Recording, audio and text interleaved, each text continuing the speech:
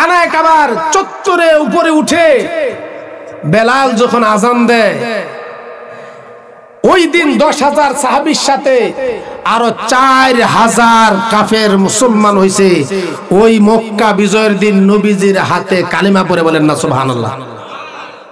নতুন বিজয়ী সাহাবীদের মধ্যে কুরাইশ বংশের নেতাদের মধ্যে কিছু বলতে লাগলো, আব্দুল্লাহর বেটা মুহাম্মদ বুঝি এখনো মানুষ হয় নাই, নাউজুবিল্লাহ কোন। আজ যে খানায় কাবার দিন, মক্কা বিজয়ের দিন, নামি দামি একজন ব্যক্তির দিয়ে আজান দেওয়াইব না, ওই কৃতদাস বেলাল রে দিয়ে আজান দেওয়াইছে। কথাটা ঠিক না বেটি? মন্তব্য করতেছে, এই মন্তব্যটা আবার আল্লাহ শুনে কি শুনে না? সাথে সাথে আবার আল্লাহ পাক রব্বুল আলামিন জিবরাইলকে সাংবাদিক বানায়া পাঠাইলেন। সাংবাদিক এসে এক একজনকে জিজ্ঞাসা করে, আজকে যে মক্কা বিজয়ের দিনে আজান দেওয়া হলো, তোমাদের কাছে কেমন লাগলো? তোমাদের উপস্থাপনটা করো, তোমাদের অনুভূতি কি? এক একজন তারা তো বুঝতে পারে না এই সাংবাদিক কে আইছে, কোত্থেকে আসছে। কথাটা ঠিক না বেটি? তারা এক একজন উপস্থাপন করতে লাগলো যে আজকে মক্কা বিজয়ের দিন, এত সম্মানিত দিন, যেই দিনে নাকি একটা গুরুত্বপূর্ণ দিনে, ঐতিহাসিক দিনে দরকার ছিল একজন নামি দামি ব্যক্তি দিয়ে আজান দেওয়া।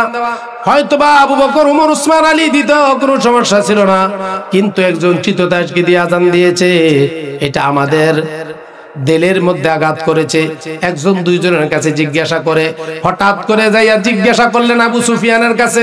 মাত্র আবু সুফিয়ান কি করছে? ইসলাম গ্রহণ করেছে। কিন্তু আবু সুফিয়ান সাধারণ কোন সাহাবীদের মতো নয়, সে ছিল এলাকার লিডার। সুবহানাল্লাহ বলেন।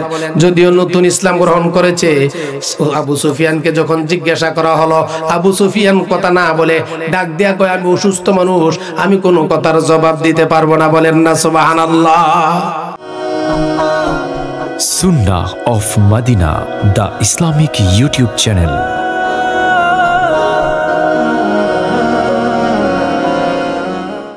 সময় নিয়ে পরিসরে আলোচনা করার কোনো সুযোগ নেই, যেহেতু বিশাল একটি মাদ্রাসার মাহফিল, বিভিন্ন জায়গা থেকে, বিভিন্ন এলাকা থেকে অনেক উলামায়ে কেরাম, দাওয়াতি মেহমান আসে, সবাইকেই দোয়া নেওয়ার জন্য, আলোচনার জন্য কিছু সুযোগ দেওয়া হয়। কথাটা ঠিক কিনা? আমরা সেই কুমিল্লা থেকে এসেছি, শাহ মুমতাজউদ্দিন পীর সাহেব কেবলা যিনি থাকতে আমরা এসেছিলাম, এখন বর্তমান যিনি রয়েছেন পীর সোহেব সাহেব, উনি মাহফিলটি পরিচালনা করছেন। আল্লাহ তাআলা যেন এই সোহেব সাহেবকে এই সুন্দরতম মাহফিলকে সামনে আরো সুন্দর করে করার তৌফিক দেন। সকলে বলে আমিন। আল্লাহ পাক রব্বুল আলামিন যুগে যুগে নবী এবং রাসূলদের উপরে আল্লাহ এই একটি মাত্র বাণী দিয়ে পৃথিবীতে প্রেরণ করেছিলেন 1 লক্ষ মতান্তরে 2,24,000 পয়গাম্বর, যাদের মিশন ছিল মাত্র একটা। কয়টা? আওয়াজ দিয়ে বলেন কয়টা? যে মিশনটার নাম হলো লা ইলাহা ইল্লাল্লাহ। আওয়াজ দিয়ে বলেন মিশনটার নাম কি? লা ইলাহা। আল্লাহ পাক রব্বুল আলামিন সকল নবী এবং রাসূলদেরকে একটি মিশনের উপরে পাঠিয়েছেন পৃথিবীতে। সবাই যার যার অবস্থান থেকে আল্লাহর জমিনে আল্লাহর দ্বীন কায়েম করার জন্য আল্লাহর জমিনে কালিমার দাওয়াত দিতে যাইয়া অনেক নবী রাসূল পৃথিবী থেকে বিদায় নিয়েছেন। অনেক গোত্রের নবীরা তার স্ব জাতির কাছে মৃত্যুবরণ করেছেন।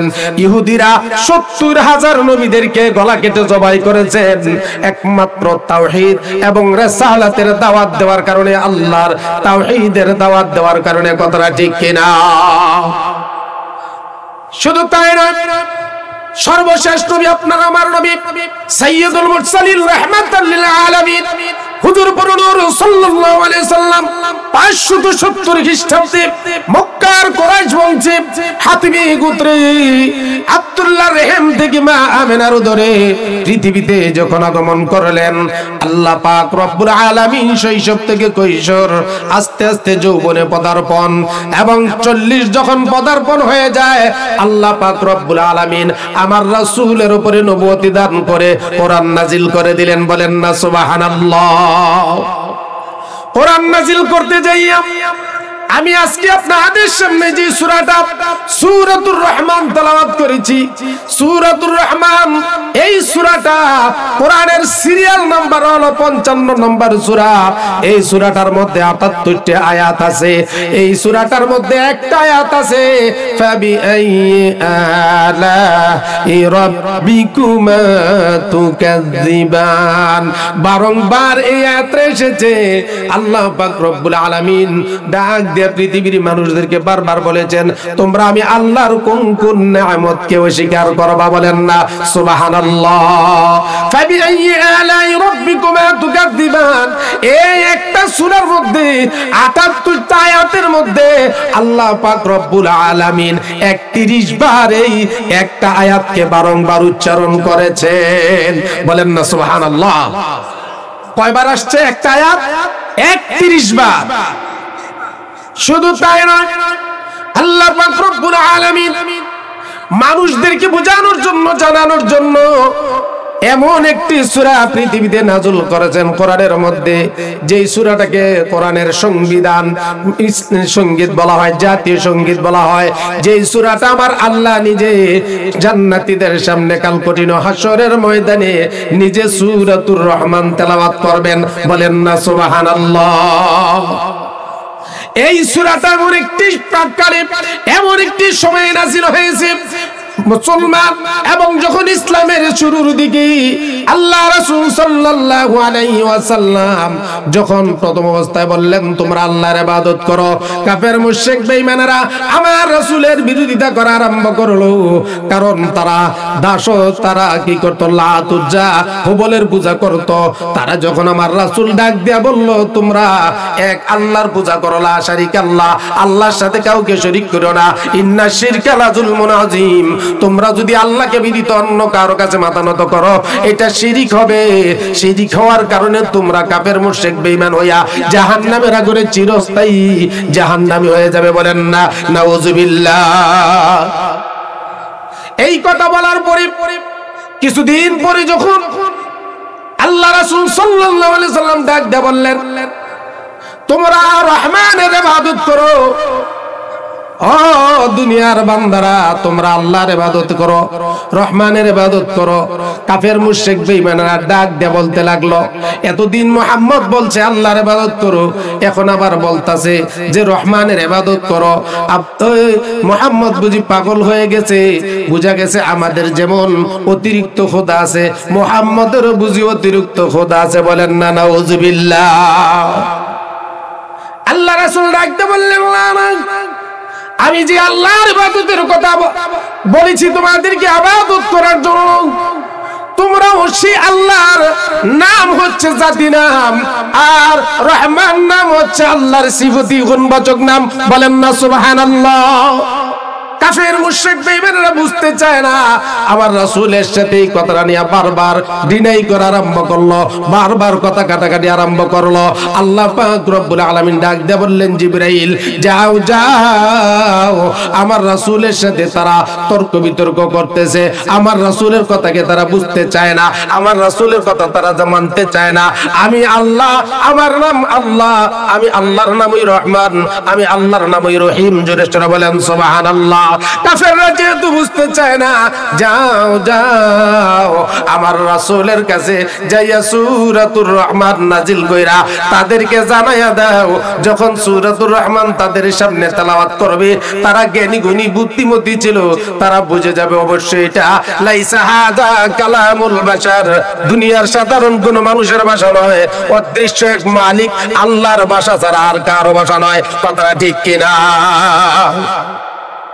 জিবরাইল চলে আসলেন, ডাকতে বললেন ইয়া রাসূলুল্লাহ, ইয়া হাবিবাল্লাহ, আপনি যখন বলেছেন রহমানের ইবাদত করো, আপনার সাথী সঙ্গীরা কাফের মুশরিক বেঈমানরা আপনার সাথে তর্কে জড়িয়ে গিয়েছে, আপনি এখন তাদের সামনে আল্লাহ তাআলা সূরাতুর রহমান আপনার উপরে নাজিল করেছে, সূরাতুর রহমানকে আপনি তাদের সামনে তেলাওয়াত করুন। আর রহমান আল্লামাল কুরআন খালাকাল ইনসান আল্লামাহুল বায়ান। জোরে সরে বলেন সুবহানাল্লাহ। এটার বিশাল ব্যাখ্যা বিশ্লেষণ, এটার অনেক কিছু আছে। এটার বিষয় নিয়ে আলোচনা করতে গেলে অনেক সময়ের দরকার।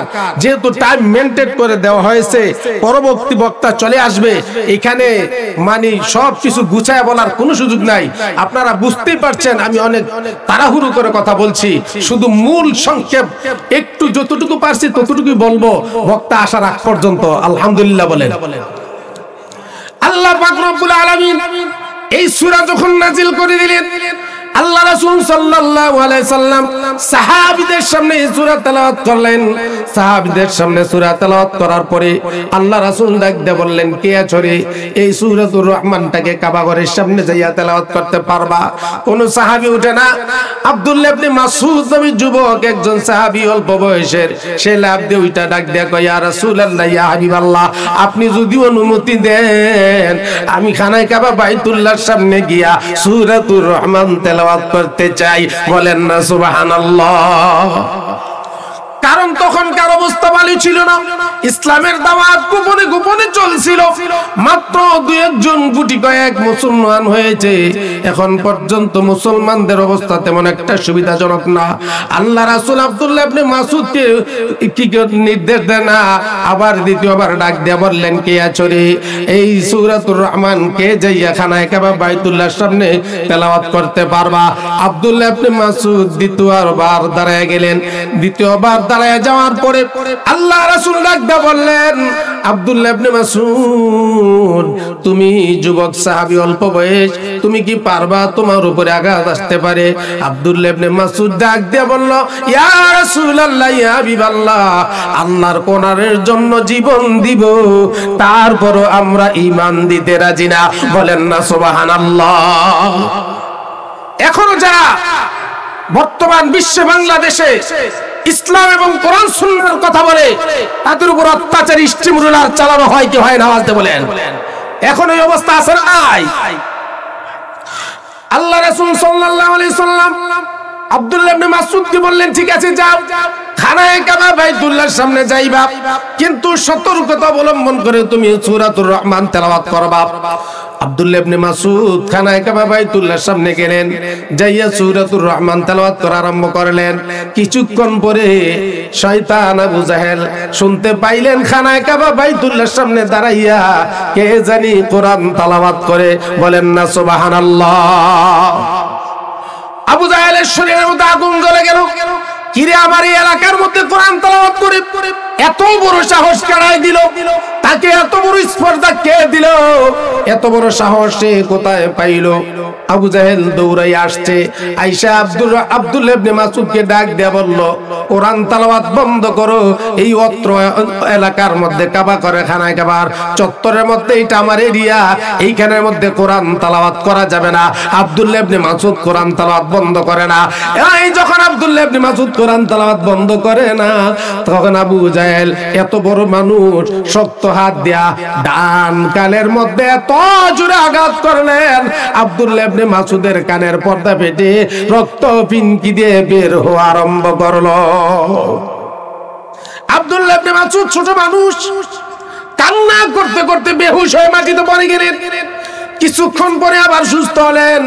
সুস্থ হয়ে আবার কোরআন তেলাওয়াত করা আরম্ভ করলেন।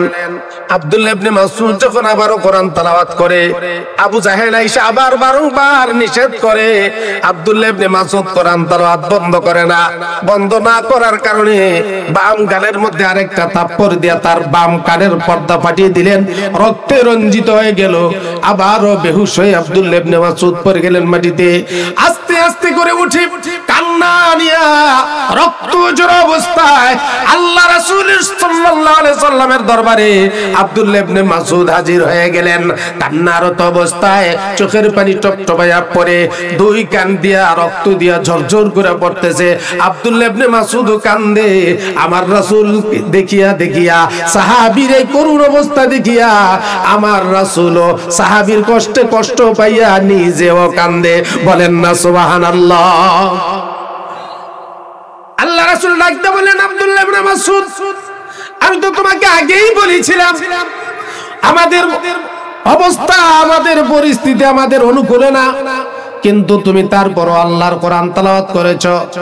তোমাকে আবু জাহেল আঘাতের উপর আঘাত করে তোমাকে রক্ত রঞ্জিত করেছে। ও আব্দুল্লাহ ইবনে মাসউদ, তোমার যেমন চোখের পানি পড়ে, তোমার কষ্ট দেখে আমি রাসূল হইয়া রাহমাতাল লিল আলামিন হইয়া আমার সাহাবীর চোখের পানি আমি রাসূল সহ্য করতে পারলাম না। আমি রাসূলও চোখের পানি ধরে রাখতে পারি নাই। আব্দুল্লাহ ইবনে মাসউদ কান্দে, আমার রাসূলও কান্দে। ইন দা টাইম জিবরাইল হাজির হয়ে গেলেন। জিবরাইল হাজির হয়ে আব্দুল্লাহ ইবনে মাসউদ এবং হুজুর সাল্লাল্লাহু আলাইহি সাল্লামের মাঝখানে দাঁড়াইয়া, দুইজনের মাঝখানে দাঁড়াইয়া মুচকি হাসে। সুবহানাল্লাহ কোন। দুইজনের মাঝখানে দাঁড়াইয়া জিবরাইল মুচকি হাসে। আল্লাহ রাসূল সাল্লাল্লাহু আলাইহি সাল্লাম ডাক দিয়ে বলে, ভাই জিবরাইল, আমার সাহাবী আব্দুল্লাহ ইবনে মাসউদ কোরআন তেলাওয়াতের জন্য, কোরআনের জন্য আজকে মারকে রক্ত রঞ্জিত। সে কাঁদতে কাঁদতে চোখের পানি রাখতে পারে না, আমি রাসূলের সামনে আসছে। আমার সাহাবীর চোখের পানি দেখিয়া আমি রাসূল সহ্য করতে পারি না, আমিও কান্না করে দিলাম। ও ভাই জিবরাইল, আমরা দুইজন কান্দি কেন? তুমি জিবরাইল আমাদের দুইজনে মাঝখানে দাঁড়াইয়া হাসো। হযরত জিবরাইল আলাইহিস সালাম মুস্কি হাসি দিয়ে আমার রাসূলের দিকে তাকাইয়া ডাক দিয়া বলে, যায় রাসূল গো, আজকে আপনাদের দুইজনের সামনে দাঁড়াইয়া আমি জিবরাইল কেন হাসলাম এখন বলবো না, যাই দেখা হবে কিছুদিন পরে। বলেন না সুবহানাল্লাহ। দেখা হবে কবে? দেখা হবে কিছুদিন পরে, তখন সাক্ষাৎ হবে, তখন এটার জবাব পেয়ে যাবেন। সুবহানাল্লাহ বলেন।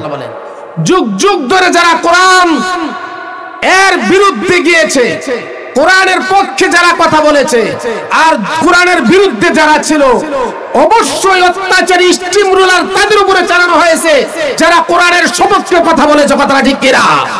আবু জাহেলরা যেভাবে ছিল, আবু লাহাবরা যেভাবে ছিল, উতবা সাহেবরা যেভাবে ছিল, বর্তমান দুনিয়াতে কোরআনের পক্ষে যারা কথা বলে, ওই আবু জাহেল, উতবা সাহেবা, ওয়ালিদ ইবনে মুগীরা, আসিম ইবনে ওয়াইলের দোসররা এখনো জমিনে আছে না নাই? আওয়াজ দিয়ে বলেন, আছে না নাই? বাবারা, বন্ধুরা, ভাইরা আমার, কিছুদিন পরে মক্কা যখন বিজয় হবে, ওই হুদাইবিয়ার সন্ধির পরে যখন আবার কি হয়ে গেল, যুদ্ধ হয়ে গেল, বদরের যুদ্ধ যখন সংগঠিত হয়ে যায়, বদরের যুদ্ধ সংগঠিত হলে সর্বপ্রথম ওই বদরের যুদ্ধের মধ্যে আল্লাহ পাক রব্বুল আলামিন তার রাসূলকে মাত্র 313 জন দিয়া যুদ্ধের ময়দানে পাঠাইছে। কথাটা ঠিক না বেঠিক? ইতিহাস আমরা সবাই জানি, অনেক বড় লম্বা ইতিহাস। আর কাফেরদের পক্ষে ছিল 1000, তারা অস্ত্রে শস্ত্রে সজ্জিত ছিল। আর মুসলমানদের মধ্যে দুর্বল সাহাবীদের মধ্যে 313 জন নিয়ে আমার রাসূল যুদ্ধের ময়দানে হাজির। ওই যুদ্ধের ময়দানে যাওয়ার পরে এমন একটি অবস্থা তৈরি হয়েছে, আবু জাহেল সবচেয়ে বড় সুন্দর ঘোড়া নিয়া বীর বিক্রমের সামনের দিকে গিয়ে চলে। আর মুআয ইবনে মুআওয়াজ, দুইজন ভাই ছিল, ওই আব্দুর রহমান ইবনে আউফের সামনে তাদেরকে সঙ্গী করে দিয়ে দিল। আল্লাহ রাসূল সাল্লাল্লাহু আলাইহি সাল্লাম যখন আব্দুর রহমান ইবনে আউফের সামনে মুআয ইবনে মুআওয়াজকে দিয়ে দিল, মুআয ইবনে মুআওয়াজ যুদ্ধের ময়দানে যে আব্দুর রহমান ইবনে আউফকে ডাক দিয়ে বললেন, আঙ্কেল, আমরা জানতে চাই আবু জাহেল কোনটা? কারণ আবু জাহেল নাকি আমার নবীজিকে অনেক কষ্ট দিয়েছে। বলেন না সুবহানাল্লাহ। ছোট দুইজন সাহাবী, তাদের ঈমান কত বড় তাজা। কথা ঠিক না বেঠিক? আব্দুর রহমান ইবনে আউফ ডাক দিয়ে বললেন, তোমরা ছোট মানুষ, তোমরা এত বড় মানুষকে খুঁজো কেন? আবু জাহেল তো হলো কাফেরদের লিডার। হ্যাঁ, কাফেরদের লিডারকেই তো আমরা চাই। সুবহানাল্লাহ বলেন, সুবহানাল্লাহ। কিছুক্ষণ পরে আঙ্গুল দিয়ে ইশারা দিয়ে দেখায় দিলেন, বীর বিক্রমের সুন্দর সজ্জিত একটি ঘোড়া, এত মোটা তাজা বিশাল আকৃতির একটা লোক দেখা যায়। ওইটা হলো আবু জাহেল। মুআয ইবনে মুআওয়াজ দুই ভাই খুশিতে আল্লাহু আকবারের ধ্বনি দিয়া বদরের যুদ্ধের ময়দানে দৌড়াইয়া ওই আবু জাহেলের দিকে যায়। আবু জাহেল তো ছোট মানুষ দেখে তাদেরকে লক্ষ্য করে নাই। ওই কি করল, আবু জাহেলের ঘোড়ার নিচে দাঁড়াইয়া মুআওয়াজ লাফ দিয়া মনে আঘাত করছে তরবারি দিয়া। আবু জাহেলের সেই পায়ের গোড়ালির মধ্যে পড়ছে, আঘাত লাগছে। আবু জাহেল যখন পায়ের মধ্যে আঘাত লাগার কারণে মাথা নিচু করে তাকাইতে গেছে, আর দেরি হয় নাই আরেক ভাই ওই তলোয়ারের আঘাত দিয়া আবু জাহেলকে নিচে ফেলে দিয়ে হত্যা করে দিয়েছে। বলেন না নাউজুবিল্লাহ। যখন গোড়া থেকে নিচের মধ্যে পড়ে গিয়েছে, পাশে ছিল আব্দুল্লাহ ইবনে মাসউদ, দৌড়ে এসে আবু জাহেলের বুকের মধ্যে বসে গেলেন। সুবহানাল্লাহ বলেন। আবু জাহেলের বুকের মধ্যে বসে আবু জাহেলের গলার মধ্যে ছুরি লাগাইয়া এমন ভাবে ছুরি চালায়া দিলেন, আবু জাহেলের গলাটাকে দেহ থেকে আলাদা করে ফেললেন। দেহ থেকে আলাদা করার পরে কি করা হলো, এই আবু জাহেলের মাথাটাকে কানের মধ্যে ধরিয়া আব্দুল্লাহ ইবনে মাসউদ তার তলোয়ারটাকে দিয়া আমার রাসূলের সামনে নিয়ে হাজির করছে। সুবহানাল্লাহ বলেন। কোথায় নিয়ে হাজির করছে? আমার রাসূলের সামনে নিয়ে হাজির করছে। আমার রাসূল আর আব্দুল্লাহ ইবনে মাসউদ, আব্দুল্লাহ ইবনে মাসউদ রে চিনছেননি? মনে আসেনি কথাটা যে আব্দুল্লাহ ইবনে মাসউদকে আবু জাহেল খানায় কাবা বায়তুল্লাহর সামনে কোরআন তেলাওয়াত করার কারণে, সূরাতুর রহমান তেলাওয়াত করার কারণে দুই কাঁধের মধ্যে, গালের মধ্যে দুইটা থাপ্পড় মেরে তার দুইটা কানের পর্দা ফাটিয়ে দিয়েছিল। ওই আব্দুল্লাহ ইবনে মাসউদের হাতে আজকে দ্বিখণ্ডিত হয়েছে কাফেরদের লিডার আবু জাহেল। কথাটা ঠিক কিনা? কাফেরদের লিডার আবু জাহেলের মাথাটা যখন আমার নবীর সামনে নিয়ে ধরলো, আমার নবী আবু জাহেলের এত বড় মাথা দেখিয়া নিজে মুস্কি মুস্কি হাসে, আর আব্দুল্লাহ ইবনে মাসউদের দিকে তাকায়। আব্দুল্লাহ ইবনে মাসউদ মুস্কি মুস্কি হাসে। ইন দা টাইম আল্লাহর জিবরাইল আবার আব্দুল্লাহ ইবনে মাসউদ আমার রাসূলের দুইজনের মাঝখানে দাঁড়াইয়া আজকেও আরেকটা হাসি দিয়া দেয়। বলেন না সুবহানাল্লাহ। আজকেও আরেকটা হাসি দিয়া দিলেন। জিবরাইল ডাক দিয়ে বললেন, ইয়া রাসূলুল্লাহ, ইয়া হাবিবাল্লাহ, আপনার সাহাবী আব্দুল্লাহ ইবনে মাসউদকে আবু জাহেল যখন আঘাত করেছিল, আঘাত করার কারণে রক্ত ফিনকি দিয়ে বেরোয়ার কারণে সেও কেঁদেছিল, আপনিও কেঁদেছিলেন। আমি ওই দিন মুচকে হেসেছিলাম আপনাদের দুইজনের মাঝখানে দাঁড়াইয়া। আমি আজকেও আপনাদের দুইজনের মাঝখানে দাঁড়াইয়া হাসলাম। দেখেন ওই দিনের হাসিটার মতো আজকের দিনের হাসিটা মিল আছে কিনা? জানেন না? বলেন না সুবহানাল্লাহ। আল্লাহ রাসূল ডাকতে বলেন, ভাই জিবরাইল, আমার আব্দুল্লাহ ইবনে মাসউদ ইসলামের প্রথম যুগ কোরআন তেলাওয়াত করতে যাইয়া খানায় কাবা বাইতুল্লাহর সামনে ছোট মানুষ সহ্য করতে পারে নাই, কানের পর্দা ফাটিয়ে ফেলেছে। এই জন্য আমরাও কান্না করেছি। তুমি ওই দিন আমাদের দুইজনের মাঝখানে দাঁড়াইয়া কান্না করেছো রে। আব্দুল্লাহ ইবনে মাসউদও কান্না করেছে। আমরা তো বুঝতে পারি নাই, মনে করেছিলাম আমরা দুইজন সাহাবী এবং নবী কান্দি, তুমি জিবরাইল কেন আমাদের মাঝখানে হাসো? এই হিকমত আজকে যে আব্দুল্লাহ ইবনে মাসউদের হাতে আবু জাহেল দ্বিখণ্ডিত হবে, আর আজকের এই আনন্দের দিনে তুমি জিবরাইল আমাদের সামনে আবার সেই হাসির উত্তরের জবাবটা দিয়ে দিবা, এটা আমি নবীর জানা ছিল না। ও জিবরাইল, যাও যাও, খুশি হয়ে গেলাম। আমার আব্দুল্লাহ ইবনে মাসউদ যে এই আবু জাহেল তাকে থাপ্পড় দিয়েছিল, ওই আবু জাহেলের কল্লাকে দ্বিখণ্ডিত করে তাকে জাহান্নামে পাঠিয়েছেন। বলেন না সুবহানাল্লাহ। এই সেই কোরআন তেলাওয়াতের বদৌলত। আর এই কোরআন তেলাওয়াত শিক্ষা দেওয়া হয় আপনাদের সুনকান্দা নুরিয়া আইনুল উলুম মাদ্রাসা। কথা ঠিক না ঠিক? আমি শুনেছি এই মাদ্রাসা থেকে 3 জন কোরআনে হাফেজ হয়েছে, তাদেরকে নাকি পাগড়ি প্রদান করা হবে। আলহামদুলিল্লাহ বলেন, মারহাবা বলেন। আল্লাহ যেন তাদেরকে ধন্য মায়ের ধন্য সন্তানদেরকে যেন দ্বীনের জন্য, ইসলামের জন্য কবুল করে। সকলে বলে আমিন। এই জন্য বাবারা, বন্ধুরা, ভাইয়েরা আমার, আমি আপনাদের সামনে সূরাতুর রহমান তেলাওয়াত করেছি।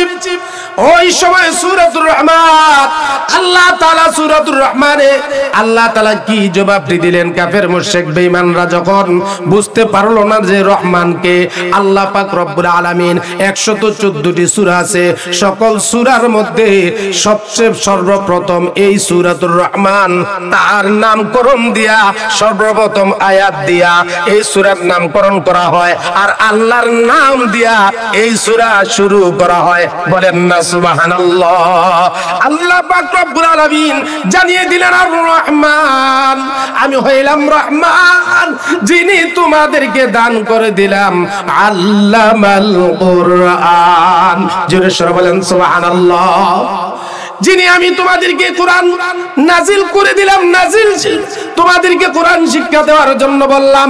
এই কোরআনকে যারা পড়বে ধরবে, এই কোরআনকে যারা শিখবে, এই কোরআনকে যারা শিক্ষা দিবে, দুনিয়ার জমিনে আল্লাহ রাসূল সাল্লাল্লাহু আলাইহি ওয়াসাল্লাম ইরশাদ করেছেন, খায়রুকুম মান তাআল্লামাল কুরআন ওয়া আল্লামা, আও কামা ক্বালা নবী আলাইহিস সালাতু ওয়াস সালাম।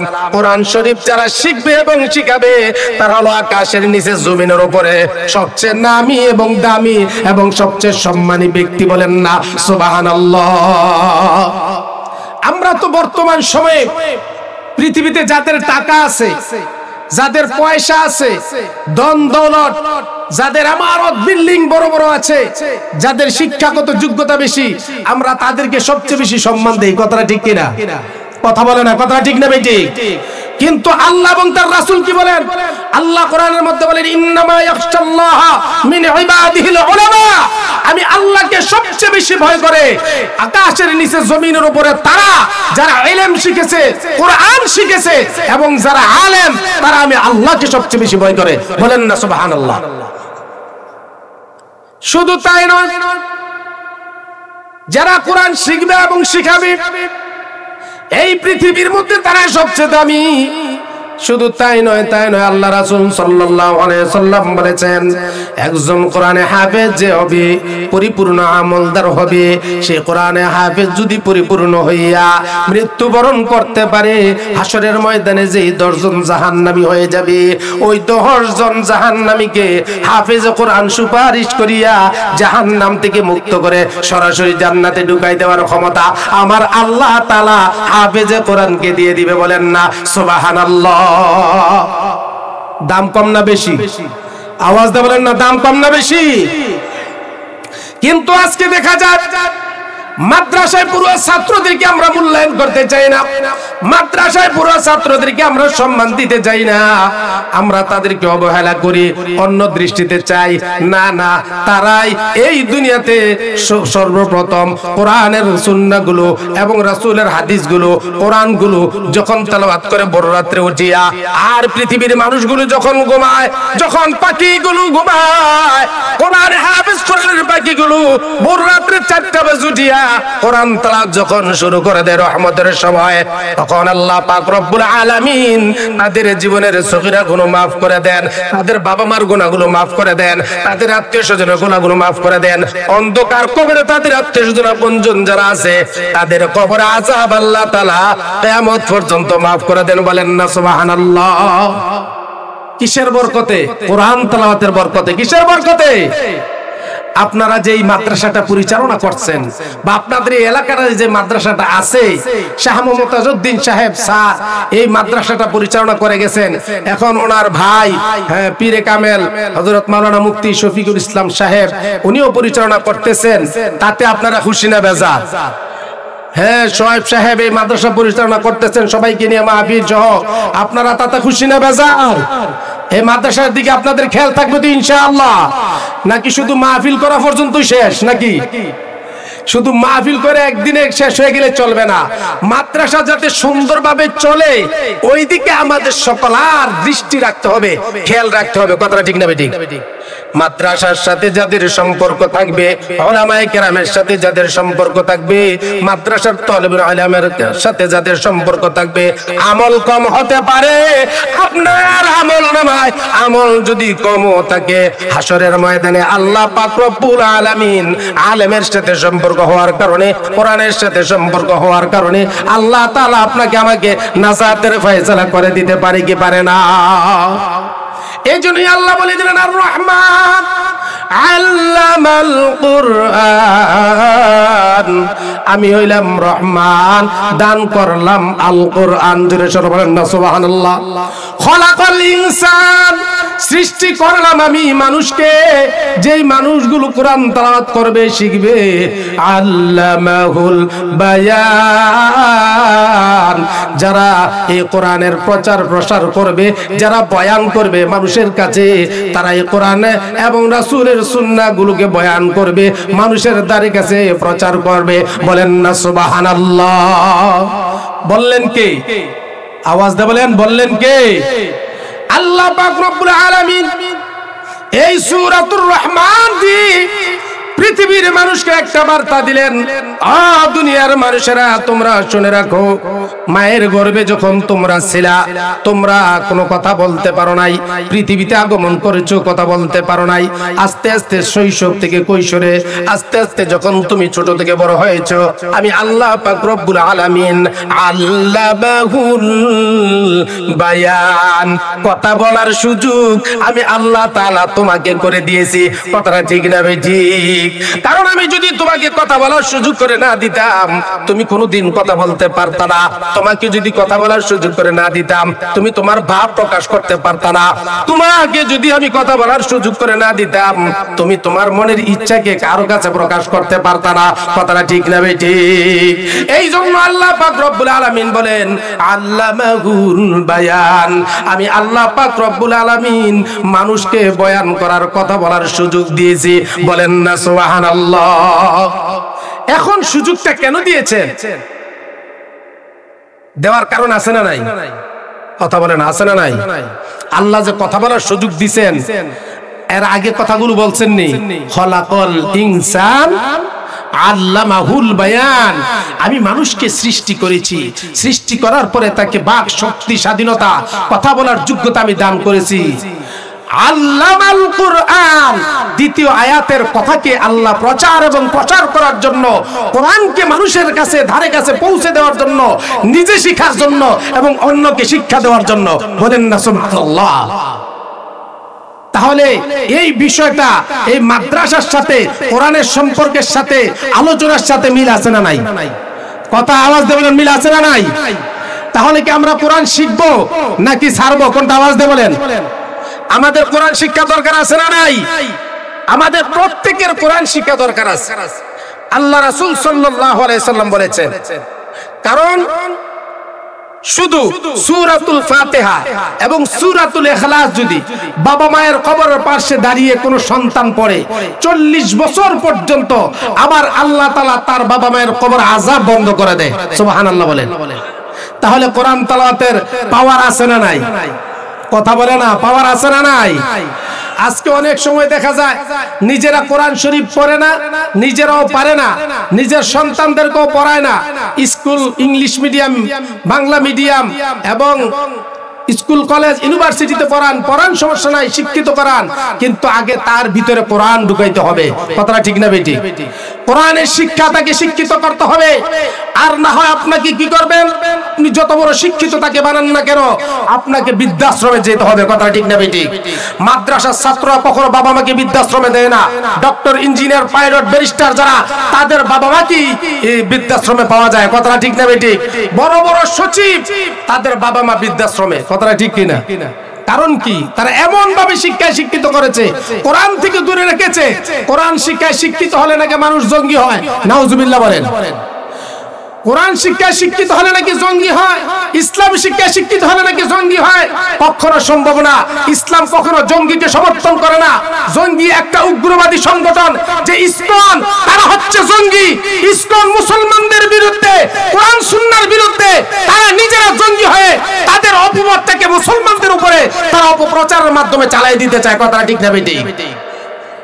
আজকে দেখা যায় মুসলমানরা একটু কিছু করলে অনেক বড় বড় মিডিয়ারা তুলে ধরে, ইসকন এত বড় বড় ঘটনা ঘটে, মুসলমানদের মেয়েদের সাথে তারা কি করে পরকীয়ার মাধ্যমে প্রেম করে, মুসলমানদের মেয়েদেরকে তারা ইজ্জত অপহরণ করে, অথচ তাদেরকে নিয়ে কোনো মামলা মোকদ্দমায় গেলে থানায় পর্যন্ত মামলা নিতে চায় না। কথা ঠিক না বেটি?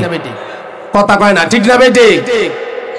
কেন এই বৈষম্য হবে? কেন 95% মুসলমানের এই দেশে হিন্দুরা মুসলমানদের মেয়েদের সাথে এমন আচরণ করবে, আর আমরা বাংলার মুসলমান মুখ বন্ধ হয়ে থাকবো?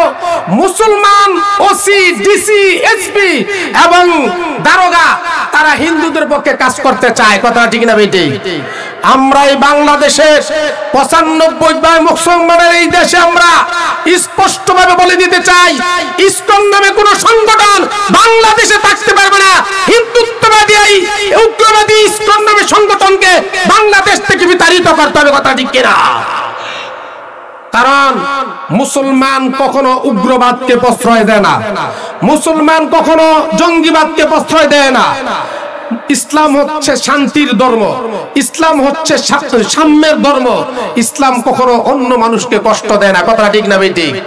ইসলামের উপরে অপবাদ দিয়ে চাপিয়ে ইসলামকে কলুষিত করতে চায়, ইসলামকে বদনাম করে ইহুদি, খ্রিস্টান, নাসরা, হিন্দুত্ববাদ, কথাটা ঠিক না বেটি? এটা আমাদেরকে বুঝতে হবে এবং জানতে হবে। যারাই আজকে ইসকনের বিরুদ্ধে কথা বলতেছে, আজকে দেখা যায় ইসকনেরা তারা কত বড় সাহস ওই লোকদেরকে, ওলামায়ে কেরামদেরকে তারা কি করে টার্গেট করে, আঘাত করে, হুমকি দেয় পৃথিবী থেকে বিদায় করে দেওয়ার জন্য, কথাটা ঠিক না বেটি? তাহলে আমরা মুসলমান এই দেশে বেঁচে থেকে লাভটা কি? আমরা যদি আল্লাহর জমিন, আল্লাহর কোরআনের কথা বলতে না পারি, আমরা যদি এই ইসলাম গ্রহণ করার পরে মুসলমান এই সংখ্যাগরিষ্ঠ রাষ্ট্রে আমরা যদি হিন্দুত্ববাদ ইসকন থেকে আমাদের মুসলিম মেয়েদেরকে আমরা যদি দূরে সরে রেখে ইসকন থেকে আমরা যদি বিতাড়িত করতে না পারি, তাহলে তো মুসলমান হয়ে আমরা বেঁচে থেকে কোনো লাভ নাই। আর এই কথাগুলোই কোরআনের পক্ষে, রাসূলের পক্ষে, ইসলামের পক্ষে যখনই আপনি কথাগুলো প্রচার করবেন, প্রসার করবেন, সামনের দিকে বলতে থাকবেন, তখনই আপনার বিরুদ্ধে অত্যাচারী স্টিম রুলার এবং সেই জঙ্গি নামক নাটক দিয়ে আপনাকে মুখ বন্ধ করে দেওয়ার পায়তারা করতে থাকবে, কথাটা ঠিক না বেটি? এই সব থেকে আমাদেরকে সতর্ক থাকতে হবে এবং আমাদেরকে ঈমান মজবুত করতে হবে, যেন আমরা আমাদের দেশে আমাদের জীবন, আমাদের ইসলাম, আমাদের ধর্মকে পুত পবিত্র রাখতে পারি। আমাদের মেয়ে, আমাদের সন্তানদেরকে যাতে অন্য কোনো ধর্মের লোকেরা স্পষ্ট করে, অন্য কোনো ধর্মের লোকেরা ব্যবহার করে আমার ধর্মকে যাতে কটাক্ষ করতে না পারে এবং কোনো অসম্মানী করতে না পারে, কথাটা ঠিক না বেটি? এই জন্য আমাদেরকে আগে আসতে হবে। আজকের এই মাহফিলগুলো যখন কোরআন সুন্নাহর কথা বলতে চায়, বিভিন্ন জায়গায় বাধাগ্রস্ত করা হয়। আলহামদুলিল্লাহ, আমরা বলতে চাই আমরা শান্তি চাই, আমরা অশান্তি চাই না। ইসলাম হচ্ছে শান্তির ধর্ম, সাম্যের ধর্ম। এক ভাই আরেক ভাইয়ের প্রতি সহনশীলতার ধর্মের নাম হলো ইসলাম, কথাটা ঠিক না বেটি? কারণ রাসূল সাল্লাল্লাহু আলাইহি সাল্লামের আদর্শের মধ্যে আপনি যা দেখবেন, কোনোদিন আমার রাসূল কোনোদিন কোনো মানুষকে কষ্ট দেন নাই। আমার রাসূলের ৬৩ বছরের জিন্দেগিতে আমার রাসূলকে যে যত কষ্ট দিয়েছে, আমার রাসূল তার প্রতিপক্ষ পরিবর্তিতে কোনো আঘাতের প্রতি আঘাত করেন নাই, কথাটা ঠিক কিনা? কথা বলে না, কথাটা ঠিক না বেটি? কোনোদিনও করেন না। আল্লাহ রাসূল যখন মক্কা থেকে অত্যাচারী স্টিমরোলারের কারণে চলে গেলেন, আবার যখন মক্কা বিজয় করে আবার মক্কায় চলে আসলেন, মক্কার কাফের মুশরিক বেঈমানেরা তখন ডাক দিয়ে বলতে লাগলো, আব্দুল্লাহর বেটা মুহাম্মদকে আমরা যেই কষ্ট দিছি, এবার ১০,০০০ সাহাবী লইয়া আসে সাথী সঙ্গী নিয়া মক্কায় আসতেছে, আমাদের পিঠের চামড়া থাকবে না, কথা ঠিক না বেটি? কথা কয় না, কথাটা ঠিক না বেটি? কাফের মুশরিক বেঈমানরা বলতে লাগলো, আমাদের পিঠের চামড়া থাকবে না, মুহাম্মদকে আমরা এলাকায় থাকতে দেই নাই, ভাত খাইতে দেই নাই, ঘুমাইতে দেই নাই, ঘরে থাকতে দেই নাই, রাতের আগে আধারে আমরা তাকে বিতাড়িত করছি। আজকে সে ১০,০০০ সাহাবী লইয়া আজকে মক্কা বিজয় করতেছে। আজকে মক্কার মধ্যে আমরা যার বিরোধিতা করেছি তাদের পিঠের চামড়া থাকবে না। কিন্তু তারা এটা মনে করেছে ঠিক, কিন্তু আমার রাসূল তো হলেন সেই সুমহান আদর্শের একজন লোক, যিনি হলেন লাকাদ কানা লাকুম ফি রাসূলিল্লাহি উসওয়াতুন হাসানা। রাসূলের আদর্শ হলো আমাদের জন্য উত্তম আদর্শ। আমার রাসূল হলেন রাহমাতাল লিল আলামিন, ক্ষমার রাসূল, রহমতের রাসূল, দয়ার রাসূল, বলেন না সুবহানাল্লাহ। উনি যখন মক্কা প্রবেশ করলেন, প্রবেশ করার সাথে সাথে ঘোষণা দিলেন, যারা এখনো আছো ইসলাম গ্রহণ করো, খানা একেবারে ভিতরে চলে যাবে, তাদেরকে সাধারণ ক্ষমা ঘোষণা করা হলো। সুবহানাল্লাহ বলেন। সবাইকে সাধারণ ক্ষমা ঘোষণা করা হবে। এবং আমাকে যারা কষ্ট দিয়েছে, আমাকে যারা বাড়ি থেকে বের করে দেওয়া হয়েছে, আমার দেশ থেকে ত্যাগ করে দেওয়া হয়েছে ইসলাম এবং সেই আমার কালেমার দাওয়াতের কারণে, আমি তাদেরকে সাধারণ ক্ষমা ঘোষণা করে দিলাম। আমি কোনো প্রতিশোধ নিতে রাজি নই, বলেন না সুবহানাল্লাহ। মক্কা যখন বিজয় হয়ে গেল, খানায়ে কাবা বাইতুল্লাহ জমজমের পানি দিয়ে ধৌত করা হলো। খানায়ে কাবা বাইতুল্লাহর ভিতরে যত মূর্তি ছিল সকল মূর্তিগুলো আমার রাসূল সাল্লাল্লাহু আলাইহি সাল্লামের হাতের মধ্যে একটা ছুরি ছিল। প্রত্যেকটা মূর্তির মধ্যে আঘাত করে করে বলতে লাগলেন, কুল জাআল হাক্ক ওয়া যাহাকাল বাতিল ইন্নাল বাতিলা কানা যাহুকা। জোরে সরে বলেন সুবহানাল্লাহ। প্রত্যেকটা মূর্তির মধ্যে আঘাত করে করে মূর্তিগুলাকে ভেঙ্গে চুরমার করে দিলেন। মূর্তিগুলাকে বের করে পুরা খানায়ে কাবা বাইতুল্লাহর ভিতরটাকে চত্বরটাকে জমজমের পানি দিয়ে ধৌত করলেন। ধৌত করার পরে যখন জোহরের নামাজের আজান হয়ে যায়, জোহরের নামাজের আজান সময় হয়ে যাওয়ার পরে আল্লাহ পাক রব্বুল আলামিনের পক্ষ থেকে যখন জোহরের নামাজের আজান দেওয়া হবে, আজকে মক্কা বিজয় হয়েছে, কে আজান দিবে রে? আজকে খানায়ে কাবা বাইতুল্লাহ। আল্লাহ রাসূল সাল্লাল্লাহু আলাইহি সাল্লাম ডাক দিয়ে বললেন, ও বেলাল কোথায় আছো রে? যে এই বেলাল নাকি ইসলামের জন্য, সেই ইসলাম গ্রহণ করতে যাইয়া কালিমা পড়তে যাইয়া নিজে এত কষ্ট করছে রে, জিহ্বাটা পর্যন্ত মাঝখান দিয়ে ছিদ্র করে ফেলেছে উমাইয়া, যার কারণে আশহাদুর জায়গায় আসাদু বলে আশহাদু বলতে পারে না। আমার ওই বেলালকে দিয়া আজকে খানায়ে কাবার উপরে উঠাইয়া তাকে দিয়া জোহরের নামাজের আজান দেওয়া হবে। বলেন না সুবহানাল্লাহ। জোহরের নামাজের আজান দিয়ে দিলেন। খানায়ে কাবার চত্বরে উপরে উঠে বেলাল যখন আজান দেয়, ওই দিন 10,000 সাহাবীর সাথে আরো 4,000 কাফের মুসলমান হইছে। ওই মক্কা বিজয়ের দিন নবীজির হাতে কালিমা পড়ে। বলেন না সুবহানাল্লাহ। নতুন বিজয়ী সাহাবীদের মধ্যে কুরাইশ বংশের নেতাদের মধ্যে কিছু বলতে লাগলো, আব্দুল্লাহর বেটা মুহাম্মদ বুঝি এখনো মানুষ হয় নাই, নাউজুবিল্লাহ কোন। আজ যে খানায়ে কাবার দিন, মক্কা বিজয়ের দিন, নামি দামি একজন ব্যক্তির দিয়ে আজান দেওয়াইবো না, ওই কৃতদাস বেলাল রে দিয়ে আজান দেওয়াইছে। কথাটা ঠিক না বেটি? মন্তব্য করতেছে। এই মন্তব্যটা আবার আল্লাহ শুনে কি শুনে না? সাথে সাথে আবার আল্লাহ পাক রব্বুল আলামিন জিবরাইলকে সাংবাদিক বানায়া পাঠাইলেন। সাংবাদিক এসে এক একজনকে জিজ্ঞাসা করে, আজকে যে মক্কা বিজয়ের দিনে আজান দেওয়া হলো, তোমাদের কাছে কেমন লাগলো? তোমাদের উপস্থাপনটা করো, তোমাদের অনুভূতি কি? এক একজন তারা তো বুঝতে পারে না এই সাংবাদিক কে আইছে, কোত্থেকে আসছে। কথাটা ঠিক না বেটি? তারা এক একজন উপস্থাপন করতে লাগলো যে আজকে মক্কা বিজয়ের দিন, এত সম্মানিত দিন, যেই দিনে নাকি একটা গুরুত্বপূর্ণ দিনে, ঐতিহাসিক দিনে দরকার ছিল একজন নামি দামি ব্যক্তি দিয়ে আজান দেওয়া। হয়তোবা আবু বকর, ওমর, উসমান, আলী দিত, কোনো সমস্যা ছিল না, কিন্তু একজন চিত্তদাসকে দিয়ে আজান দিয়েছে। এটা আমাদের দিলের মধ্যে আঘাত করেছে। একজন দুইজনের কাছে জিজ্ঞাসা করে, হঠাৎ করে যাইয়া জিজ্ঞাসা করলেন আবু সুফিয়ানের কাছে। মাত্র আবু সুফিয়ান কি করছে? ইসলাম গ্রহণ করেছে। কিন্তু আবু সুফিয়ান সাধারণ কোন সাহাবীদের মতো নয়, সে ছিল এলাকার লিডার। সুবহানাল্লাহ বলেন। যদিও নতুন ইসলাম গ্রহণ করেছে।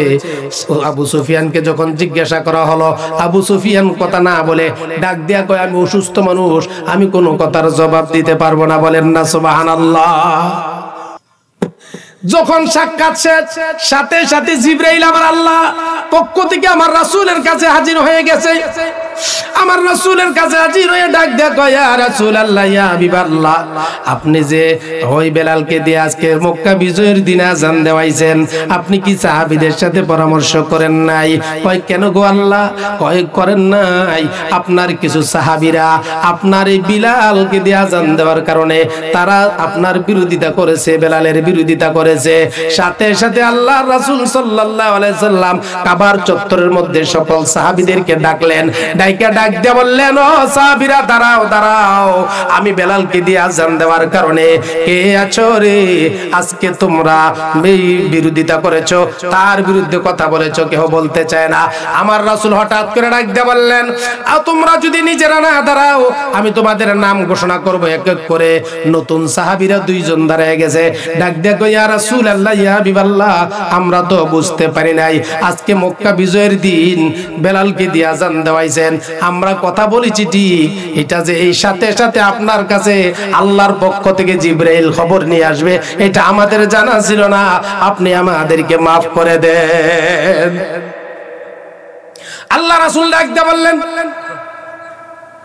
আজ সাহাবীরা শোনো, শুধু আমি যে আল্লাহর রাসূল, আমি যে শুধু বেলালকে দিয়ে আজান দেওয়াইছি, আমি যে শুধু রাজি এই জন্য না, আমার এই বেলাল ইসলাম গ্রহণ করতে যাইয়া কত কষ্ট করেছে। সে কৃতদাস হতে পারে, সে কালো হতে পারে, দেখতেও সুন্দর হতে পারে, কিন্তু তার অন্তরটা এত সাদা। ইয়া আইয়ুহান নাসুত্তাকু রাব্বাকুম ওয়াখশাউ ইয়াওমান লা ইয়াজজি ওয়ালিদুন আন ওয়ালাদিহি। আল্লাহ পাক রব্বুল আলামিন বলে দিলেন যে তার ভিতরে এত বড় তাকওয়া, এত ভয় আল্লাহর প্রতি, তার ভিতরটা আয়নার মতো পরিষ্কার। বলেন না সুবহানাল্লাহ। উপর দিয়া কালা হলো, সে যদি উপর দিয়া কালা হতে পারে, কিন্তু তার ভিতরটা আল্লাহর প্রতি, তার রাসূলের প্রতি অতি দয়াবান, অতি মেহেরবান, অতি ভয়কৃত এবং অত্যন্ত পুত পবিত্র একটা হৃদয়, যার কারণে আল্লাহ তাআলা তার অন্তরের দিকে তাকাইয়া তার ঈমানকে আল্লাহ তাআলা কবুল করে নিয়েছেন। আমি রাসূল তার প্রতি রাজি ছিলাম আজকে মক্কা বিজয়ের দিনে আযান দেওয়ার জন্য। শুধু আমি রাসূল রাজি ছিলাম না, স্বয়ং আমার আল্লাহ আমার বেলালের প্রতি রাজি ছিল আজকে মক্কা বিজয়ের দিনে আযান দেওয়ার জন্য। বলেন না সুবহানাল্লাহ। তাহলে বুঝা গেল আমল এমন একটা জিনিস, সে কালো হতে পারে, সে অসুন্দর হতে পারে, সে অশিক্ষিত হতে পারে, কিন্তু তার ভিতরে যখন তাকওয়া থাকবে, কি থাকবে? আওয়াজ দিয়ে বলেন কি থাকবে? তাকওয়া থাকবে, আল্লাহর ভয়, রাসূলের মুহাব্বত, ভালোবাসা থাকবে।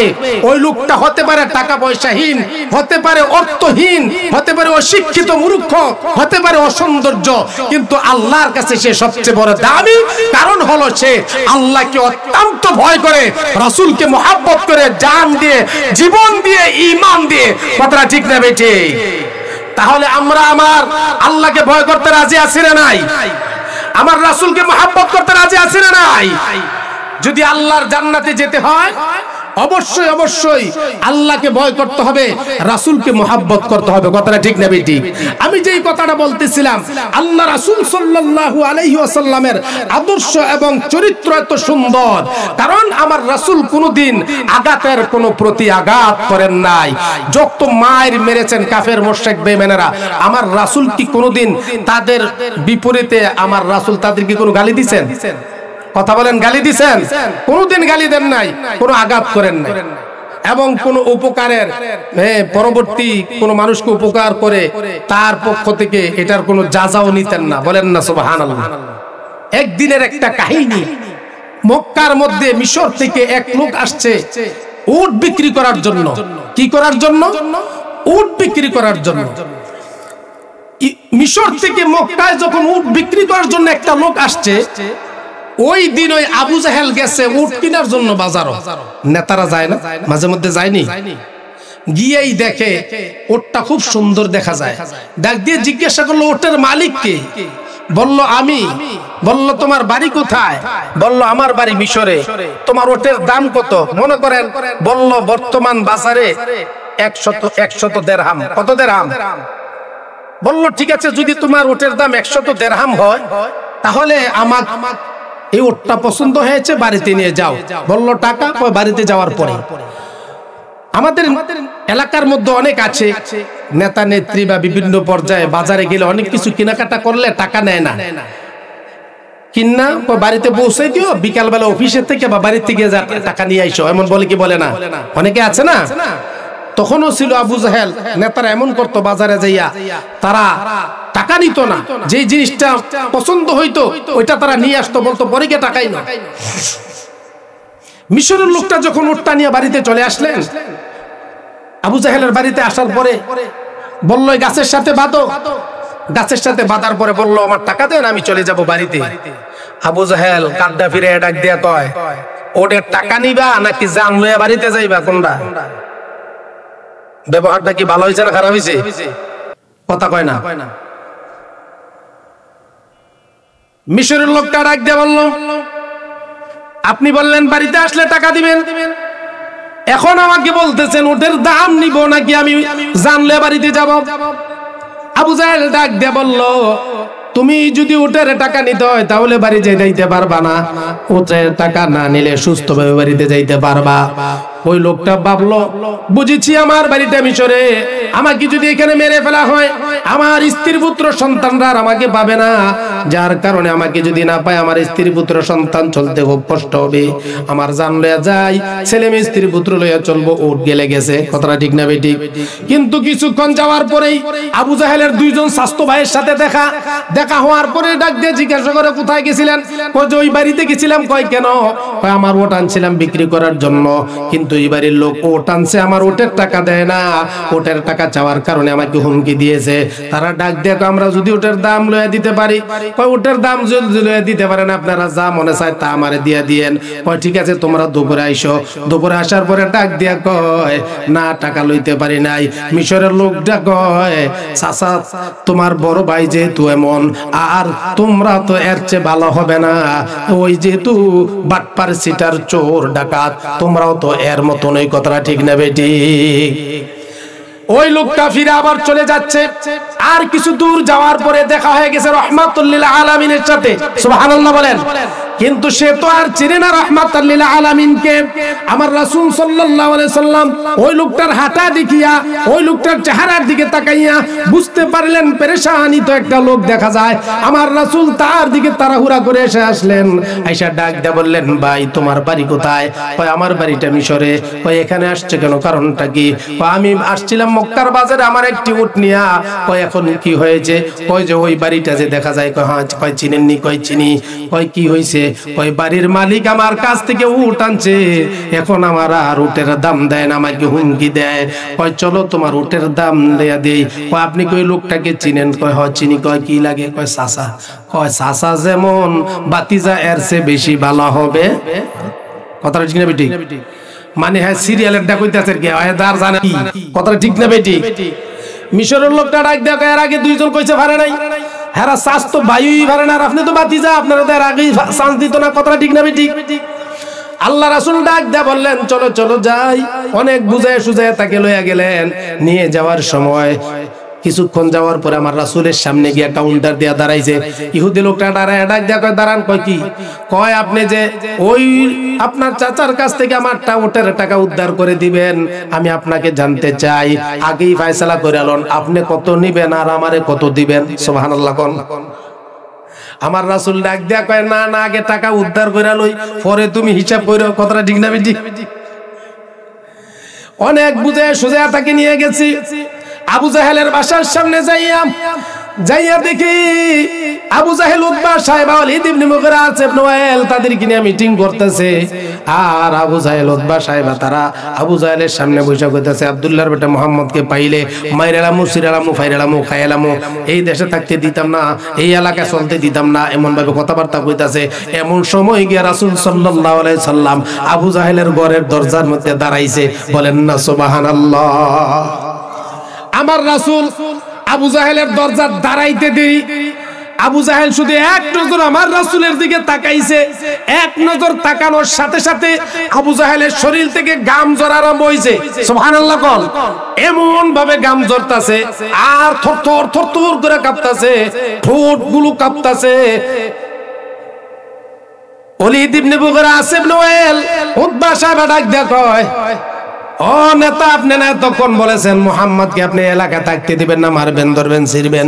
এখন দিয়ে আপনি জ্বরে ডরের চড়ে চেহারাতে ভরে যাইতেছেন, কারণটা কি? ঠোঁট কাঁপতাছে, কথা বলতে পারেন না। আবু জাহেল ইশারা দিয়া ডাক দিয়া কয়, বেশি কথা কইস না। আল্লাহ রাসূল ডাক দিয়া কয়, চাচা এই লোকটারে চিনেননি? কয় হ। কয় কি হইছে? কয় এই লোকটার কাছ থেকে ওট আনছিলাম। কয় দাম দিছেননি? কয় না দেই নাই। কয় তাহলে ওটের দামটা দিয়া দেন। কথাটা বলতে দেরি হইছে, আল্লাহ রাসূল এই কথাটা বলতে দেরি হইছে, উটের দামটা দিয়া দেন। আবু জাহেল উতবা ডাক দেয়া কয়, উতবারে ওই আলমারির 4 নাম্বার খুপের ভিতরে একটা তাক আছে, ওইটার মধ্যে 100 দিরহামের একটা পোটলা আছে, এটা দিয়া দে। উতবা ডাক দেয়া কয়, আপনি না কইছেন মুহাম্মদের কোনো কথা শুনতেন না, এখন দি মুহাম্মদ যা কয় তাও শুনেন। কয় আমি যা কই তা শুন, পরে কথা হইব, এখন কোনো কথা বলা যাবে না। কথাটা ঠিক না বেটি? এটা কিন্তু হাদিস, কোনো মনে করেন সাধারণ কোনো ঘটনা মোটানা না। সুবহানাল্লাহ কোন। যখন ওই পোটলাটা দিয়া দেয়, আমার রাসূল সাল্লাল্লাহু আলাইহি সাল্লাম সহ সাহাবী ও ইহুদি চলে যায়। ইহুদি চলে যায়। ইহুদি কিছুক্ষণ যাওয়ার পরে রাস্তার মাঝখানে ডাক দিয়ে কয়, ও আল্লাহর বান্দা, কে আপনি চিনি না, এই টাকা আপনি আনছেন, এটাকে এখন বন্ধক করেন, আপনি কত নেবেন আর আমাকে কত দিবেন, এটাকে ফয়সালা করেন। সুবহানাল্লাহ। আমার রাসূল সাল্লাল্লাহু আলাইহি সাল্লাম তার দিকে তাকায় তাকায় মুস্কি হাসে। কি হাসে? আমার রাসূল মুস্কি হাসে আর ডাক দিয়ে কয়, ও মিশরের লোক, তুমি এখন পর্যন্ত আমাকে চিনো নাই, এখন পর্যন্ত তুমি আমাকে জানো না, এখন পর্যন্ত আমি মুহাম্মদ সাল্লাল্লাহু আলাইহি সাল্লামের পরিচয় জানো নাই। সুবহানাল্লাহ বলেন। যখন নাকি বলছে এখন পর্যন্ত আমি মুহাম্মদ সাল্লাল্লাহু আলাইহি সাল্লামের পরিচয় জানে নাই, ইহুদির অন্তরের মধ্যে খপ্পর করে উঠছে, লাফ দিয়ে উঠছে, টাকা ঢিল মেরে ফেলে দিয়া ডাক দিয়া কয়, আপনার নাম কি মুহাম্মদ? কয় হ। কয় আপনার আব্বার নাম কি আব্দুল্লাহ? কয় বলে হ। বলল আপনার মায়ের নাম কি আমেনা? কয় জি। কয় আপনি জানেন কেমনে? কয় আমি কেমনে জানি জানেননি, আমি ইহুদি পণ্ডিতের ছেলে। সুবহানাল্লাহ কোন। আমি হইলাম ইহুদি পণ্ডিতের ছেলে, আমার বাপ দাদা 14 গোষ্ঠী হইল তাওরাত জবুর ইনজিলের পণ্ডিত, আমি তাদের সন্তান। তারা সব সময় আপনাকে নিয়ে গবেষণা করে। আপনি পৃথিবীতে আসবেন, আব্দুল্লাহর বেটা মুহাম্মদ 570 খ্রিস্টাব্দে আসবেন, আপনি নবুয়ত হিসাবে আসবেন, আপনাকে হত্যা করার জন্য আমার গোত্রের লোকেরা প্রতিনিয়ত দিন গুনতেছে। আপনি বুঝি আব্দুল্লাহর বেটা মুহাম্মদ, আপনার এত সুন্দর চরিত্র, আপনাকে তো মানুষ বোঝা যায় না। বলেন না সুবহানাল্লাহ। ডাক দিয়া বলেন, আমার বাপ দাদা 14 গোষ্ঠী চাইতেছে আপনাকে মেরে ফেলার জন্য, কিন্তু দেখা যায় আপনার যে চরিত্র, আপনার যে আদর্শ ব্যবহার, এগুলো তো কোনো মানুষের মধ্যে থাকার কথা না, এগুলো কোনো পয়গাম্বর ছাড়া অন্য কোনো সাধারণ মানুষের মধ্যে থাকে না।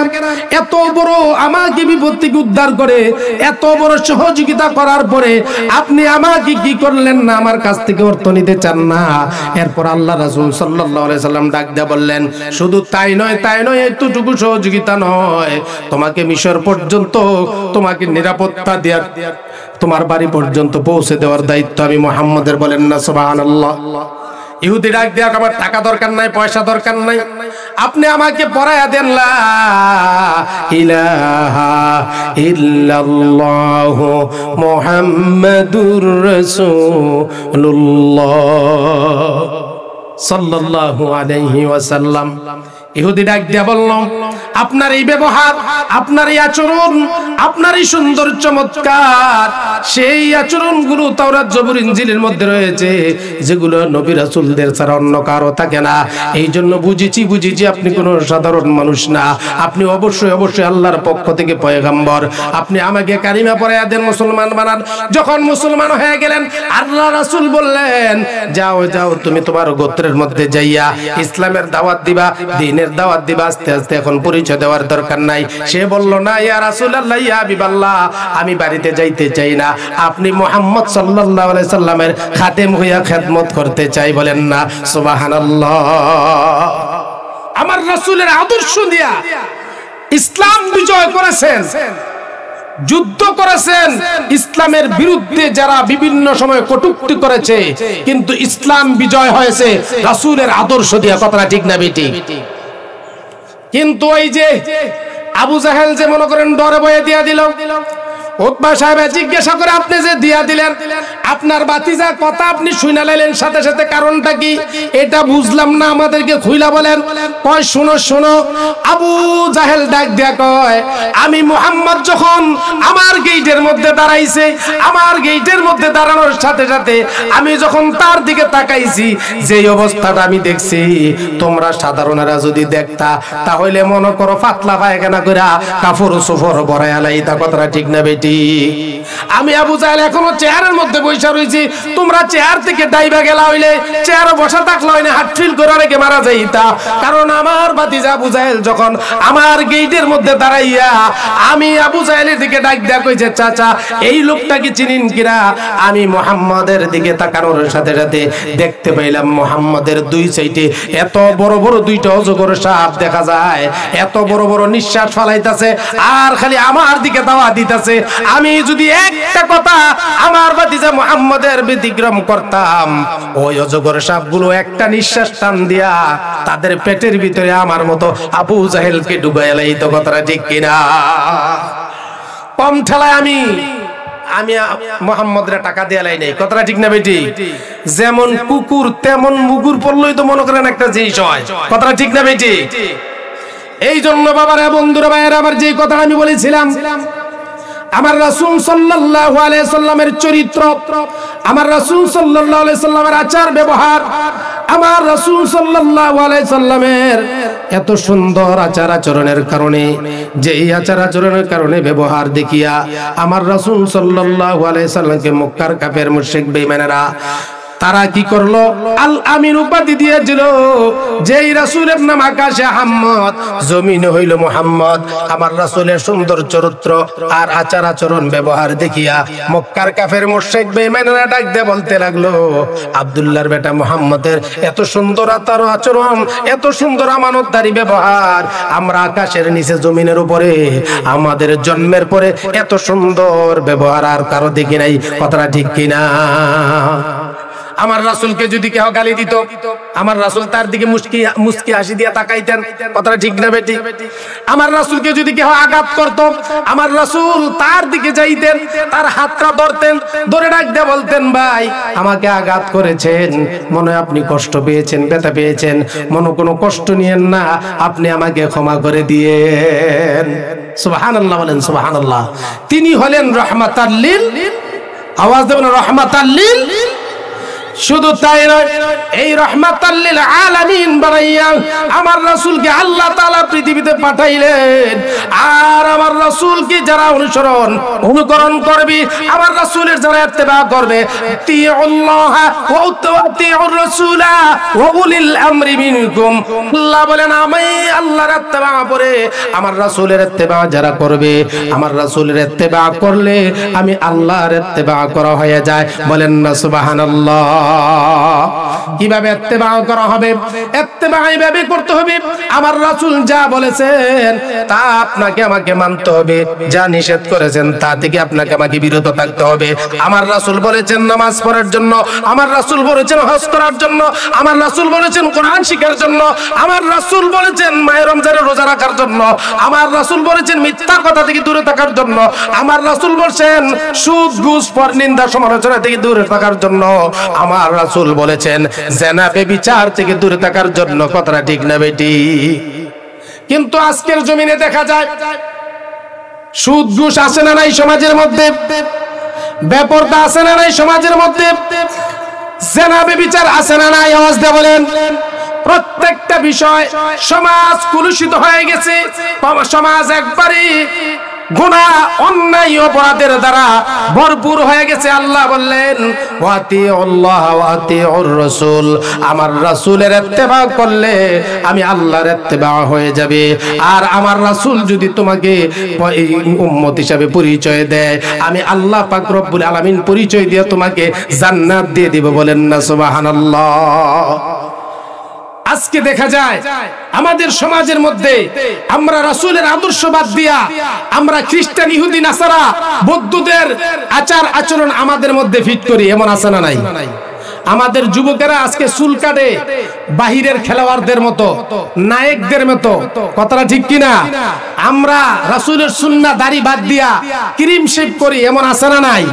আমাদের মা মহিলারা পর্দায় থাকার কথা, পর্দায় না থাকিয়া তারা বেপর্দা হইয়া বাহিরে ঘুরাফেরা করে। এমন আছে না নাই? কথা বলে না। এমন আছে না নাই? কথাগুলো সঠিক না বেটি? কথা কয় না। কারণ আপনি যখন ওই সঠিক কথাগুলো বলবেন, প্রচার প্রসার করবেন, অনেকের কাছে গাত্রদাহ হবে, খারাপ লাগবে, ভালো লাগবে না। কারণ এটাই চিরন্তন সত্য। আল হাক্কু মুররুন, সত্য কথা তিতা লাগবে, এটাই স্বাভাবিক। কথাটা ঠিক কিনা? আজকে সেই আপনার সন্তানকে আদর্শ করে গড়ে তোলার জন্য, আপনার সন্তানকে একজন নেককার করে গড়ে তোলার জন্য আপনাদের এখানে প্রতিষ্ঠিত সোনকান্দা নুরিয়া আইনুল উলুম মাদ্রাসা বলি আলহামদুলিল্লাহ। মাদ্রাসায় পড়লে ছাত্ররা কি হয়? তারা আদর্শবান হয়। মাদ্রাসায় পড়লে তারা কি হয়? আমলদার হয়। কথাটা ঠিক কি না? মাদ্রাসায় পড়লে তারা মার্জিত হয়, সম্মানিত হয়, তারা বাবা মায়ের খেদমত করে, মুরব্বীদের সম্মান করে, এলাকার মানুষকে সম্মান করে। কথাটা ঠিক না বেটি? আর বর্তমান সময়ে তো বাপ মার খেদমত নাই বলতেই চলে, এমন আছে না নাই? বিয়া করতে পারলে আর মনে করেন বাপ মার আর খেদমত লাগে না। এই জন্য বাবা মা যদি আপনাকে মাফ না করে, কোন সন্তান যদি তার বাবা মাকে কষ্ট দেয়, আর বাবা মা যদি সন্তানকে ক্ষমা না করে, তাহলে ওই সন্তান যত বড় আমলি লোকই হোক না কেন, আল্লাহ তাআলা তাকে মাফ করবে না। কথাটা ঠিক না বেটি? ছোট্ট একটা ঘটনা বাবা মায়ের। আব্দুল্লাহ ইবনে মুবারক, যিনি বুখারী শরীফের দাদা ওস্তাদ, যার নাম আব্দুল্লাহ ইবনে মুবারক। নাম কি? আব্দুল্লাহ ইবনে মুবারক।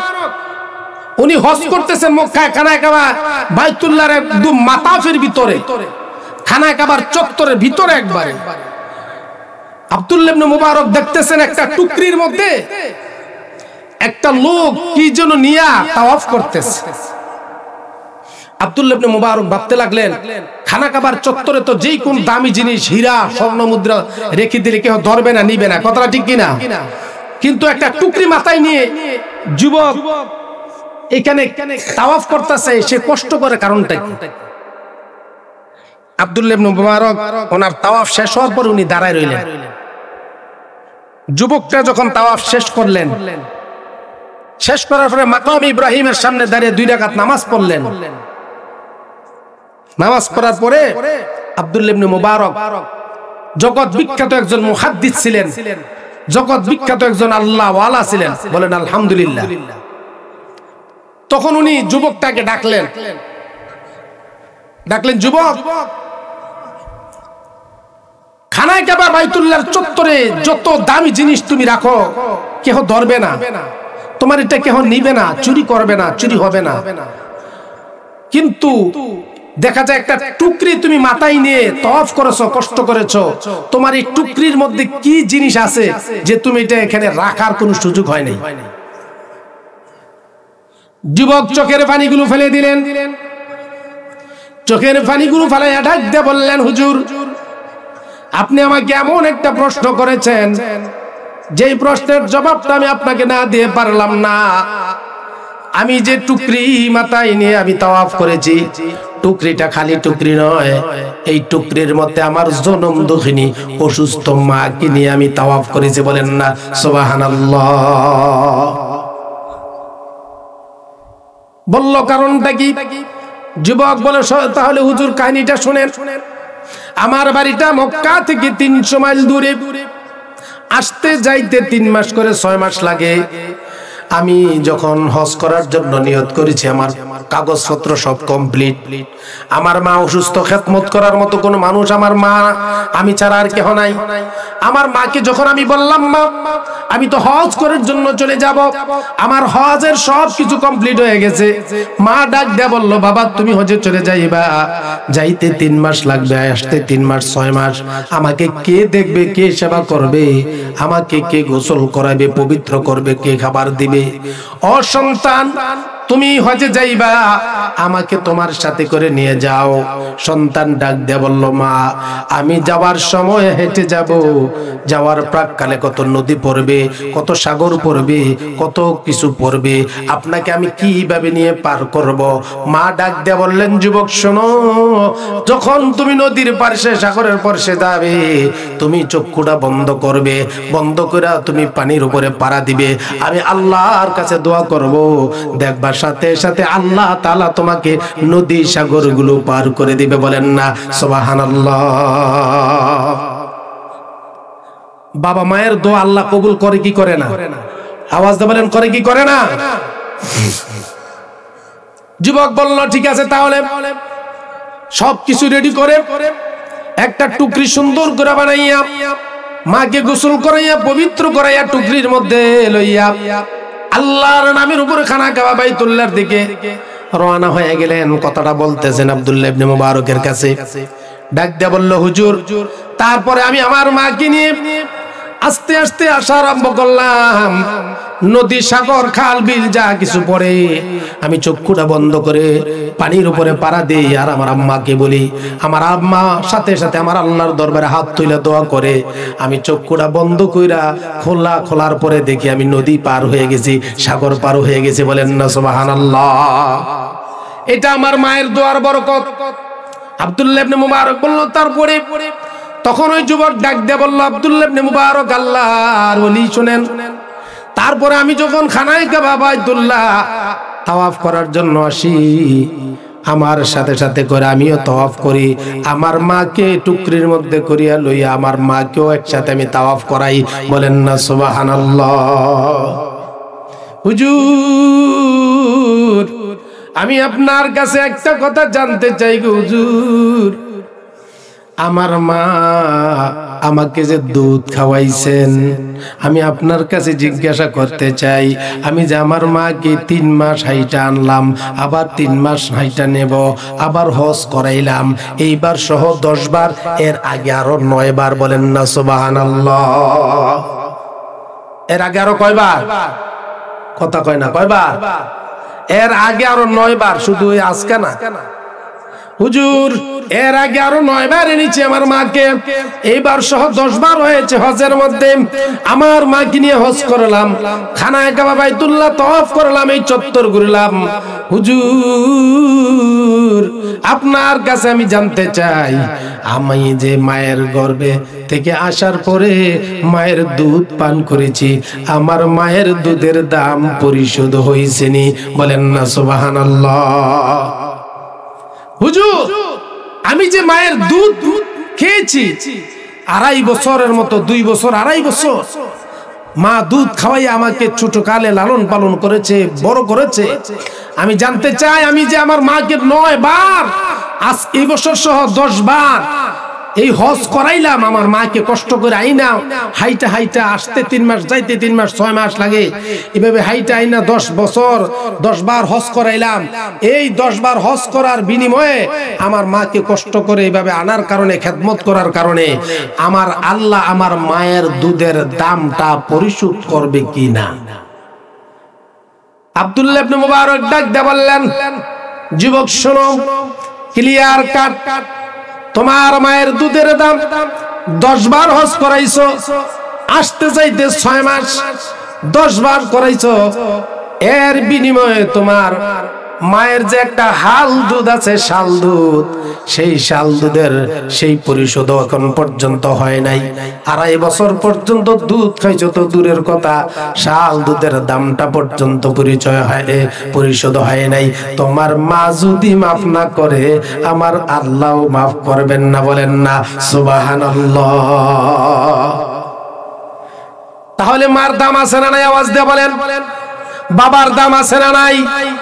আজকে যারা মাকে বাবাকে অবহেলা করো, আজকে যারা বাবাকে মাকে খেদমত করতে চাও না, আজকে যারা বাবাকে মাকে বুড়া বুড়ি বলে ডাকাডাকি করো, আল্লাহ পাক রব্বুল আলামিনের নির্দেশ, আল্লাহ বলেন ওয়া'বুদুল্লাহ ওয়া লা তুশরিকু বিহি শাইআন ওয়া বিল ওয়ালিদাইনি ইহসানা।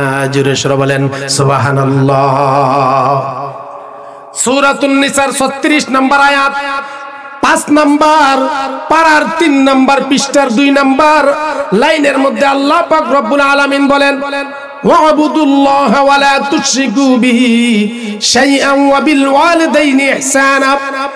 পৃথিবীর মানুষেরা, তোমরা আমি আল্লাহর ইবাদত করবে, আমি আল্লাহর ইবাদত করার পরে আমি আল্লাহর সাথে কাউকে শরীক করবা না। শুধু তাই নয়, আমি আল্লাহর ইবাদত করবা, আমি আল্লাহর ইবাদত করার পরে কাউকে শরীক করবা না। ওয়া'বুদুল্লাহ ওয়া লা তুশরিকু বিহি শাইআ ওয়া বিল ওয়ালিদাইনি ইহসানা। তারপরে দ্বিতীয় নম্বর হলো, তোমরা তোমাদের বাবা মায়ের সাথে সুন্দর আচরণ করবা। বলেন না সুবহানাল্লাহ। ঘোষণা কার? আওয়াজ দিয়ে বলেন, ঘোষণা কার? আল্লাহ ডাক দিয়ে বলেন ওয়া বিল ওয়ালিদাইনি ইহসানা। তোমার বাবা মায়ের সাথে ইহসান করো, ভালো ব্যবহার করো, সুন্দর আচরণ করো, যেন তোমার বাবা মা তোমার প্রতি সন্তুষ্ট থাকে, তোমার প্রতি ভালোবাসা থাকে, তোমার কাজে কর্মে তোমার আচার আচরণে বাবা মা যাতে খুশি থাকে। তাহলে তুমি তোমার বাবা মায়ের দোয়ার বরকতে আল্লাহ তাআলা তোমাকে ওলি বানায়া দিবে, বলেন না সুবহানাল্লাহ। আর যদি তোমার কোনো আচরণ করা নেই, উফিম ওয়ালা তানহারহুমা, আয়াতের মধ্যে আল্লাহ তাআলা বলেন, যদি তোমার কোনো আচরণে তোমার কোনো কথাবার্তায় তোমার বাবা মা উফ শব্দ ব্যবহার করে, এই উফ শব্দ ব্যবহার করলে জানিয়ে রাখিও পৃথিবীর রাইফেলের গুলি মিস হতে পারে, বন্দুকের গুলি মিস হতে পারে, কিন্তু আল্লাহর কাছে বাবা মায়ের দোয়া বলো আর বদদোয়া বলো, এক সেকেন্ডের জন্য, এক মুহূর্তের জন্য মিস হয় না। সরাসরি আল্লাহর দরবারও সন্তানের জন্য বাবা মায়ের দোয়া আর বদদোয়া কবুল হয়ে যায়, বলেন না সুবহানাল্লাহ। ঘোষণা কার? আওয়াজে বলেন ঘোষণা কার? এখন যুবক যারা আছে, যারা বিয়ে করেছো, তারা বাবা মায়ের খেদমত করবা তো ইনশাআল্লাহ? আওয়াজ দিয়ে বলেন বাবা খেদমত করবা তো ইনশাআল্লাহ? কারণ বাবা মায়ের খেদমত করা ব্যতীত, বাবা মাকে কষ্ট দিয়ে, বাবা মাকে তুমি অত্যাচার নির্যাতন করে জান্নাতের গ্রাণও পাইবে না। জান্নাতে যাইবা তো দূরের কথা, তুমি 100 বার হজ করলো কোনো কাজ হবে না, লক্ষ লক্ষ কোটি কোটি টাকা দান করলো কোনো কাজ হবে না, যদি বাবা মা তোমার প্রতি অসন্তুষ্ট থাকে। কথাটা ঠিক কিনা? ঘোষণা কার? আল্লাহ বলে দিয়েছে। অনেক সন্তানকে আমরা দেখি আজকে সমাজে শুনি, অনেক সন্তান বাবা মাকে মারে, আঘাত করে, বেত দিয়ে আঘাত করে বাড়ি থেকে বের করে দেয়। এই অত্যাচার, নির্যাতন, নিপীড়ন, তোমার বাবা মা তোমাকে যে সুন্দর করে লালন পালন করেছে, তোমার মা 10 মাস 10 দিন মায়ের পেটের ভিতরে আঘাত করেছো, আঘাতের প্রতি আঘাত করেছো। মা ভাতের প্লেট নিয়ে তুমি যখন মায়ের গর্ভে ছিলা, যখন লাত্তি মেরেছো, ভাত লোকমা ভিতরে ঢুকাইবে এমন সময় তুমি লাত্তি দিয়েছো, মা আর ভাত খেতে পারে নাই, প্লেট রাইখা দিয়া বিছানার মধ্যে গিয়া শুয়ে পড়েছে, চোখের পানি ফালায়া ফালায়া কাঁদছে, কিন্তু তারপর ওই কষ্টের কথা সমাজের কোনো মানুষের কাছে বলে নাই। কথাটা ঠিক না বেটি? আজকে তুমি সেই মাকে কষ্ট দিতেছো, সেই বাবাকে কষ্ট দিতেছো। সারা জীবনের তোমার চামড়া দিয়ে যদি বাবা মাকে তুমি স্যান্ডেল বানিয়ে দাও, জুতা বানিয়ে দাও, আর বাবা মা যদি তোমার সেই চামড়ার স্যান্ডেল পরে, তারপরও বাবা মার ঋণ শোধ করা কোন সন্তানের পক্ষে সম্ভব হবে না। কথাটা ঠিক কিনা? একজন সাহাবী আলকামা রাদিয়াল্লাহু তাআলা আনহু আল্লাহ রাসূলের 10 বছর খেদমত করেছেন, খাদেম ছিলেন, কিন্তু বিবাহ করার পরে মায়ের কথা শুনলেন না, স্ত্রীর কথা শুনে মায়ের কথা শুনে না।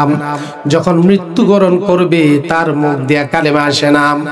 চেহারাটা বিকট হয়ে গেছে, অন্যরকম চেহারা হয়ে গেছে, পশুত্বের চেহারা চলে এসেছে। স্ত্রী নবীজির কাছে লোক পাঠাইছে মারফত। লোক পাঠানোর পরে আল্লাহ রাসূল সাল্লাল্লাহু আলাইহি সাল্লাম হযরত আবু বকর, ওমর এবং বেলালকে পাঠাইছে, যাও দেখো আমার আলকামারার কি সমস্যা হয়েছে। আয়েশা দেখে আলকামারার চেহারা বিকট হয়ে গেছে, শুকরের চেহারার মতো হয়ে যাইতেছে। তাকে বারংবার চেষ্টা করাইতেছে কালেমা পড়ার জন্য, কিন্তু তার মুখ দিয়ে কালেমা আসে না। কথাটা ঠিক না বেটি? এই ঘটনাটা অনেকেই জানে, তারপর আমি আবার উপস্থাপন করতেছি। আল্লাহ রাসূলের সাহাবী ছিলেন, সব সময় আল্লাহ রাসূলের পিছনে নামাজ আদায় করতেন। সব সময় শুধু নামাজ আদায় করতেন না, অনেক যুদ্ধের ময়দানে আল্লাহ রাসূলের সহচর ছিলেন, বলেন না সুবহানাল্লাহ। এমন একজন জলিল কদর সাহাবী হযরত আলকামা রাদিয়াল্লাহু তাআলা আনহু, আলকামা রাদিয়াল্লাহু তাআলা আনহু যখন দেখলেন এই মুখ দিয়া জবান দিয়ে কোনো কালিমা আসতেছে না, আল্লাহ রাসূল সাল্লাল্লাহু আলাইহি সাল্লামের কাছে খবর পাঠানো হলো। খবর পাঠানোর পরে আমার রাসূল সাল্লাল্লাহু আলাইহি সাল্লাম জিজ্ঞাসা করলেন তার বাবা মা কেউ বেঁচে আছে না? কয় ইয়া রাসূলুল্লাহ তার মা বেঁচে আছে। বলল যদি তার মা বেঁচে থাকে তাহলে তার মাকে আমার কাছে একটু কষ্ট করে আসার জন্য বলো। তার মাকে আসার জন্য বলার কারণে আমার রাসূলের কথা শুনিয়া তার মা কষ্ট করে আমার রাসূলের কাছে আয়েশা হাজির হইলেন। সুবহানাল্লাহ।